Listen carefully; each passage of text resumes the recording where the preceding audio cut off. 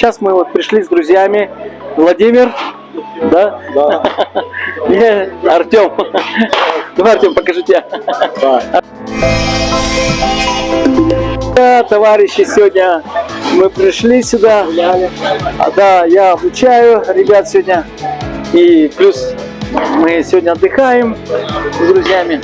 Вот. Да, уикенд. Сейчас ждем результатов. Чаю, пиццу заказали. Вот много очень веселых людей.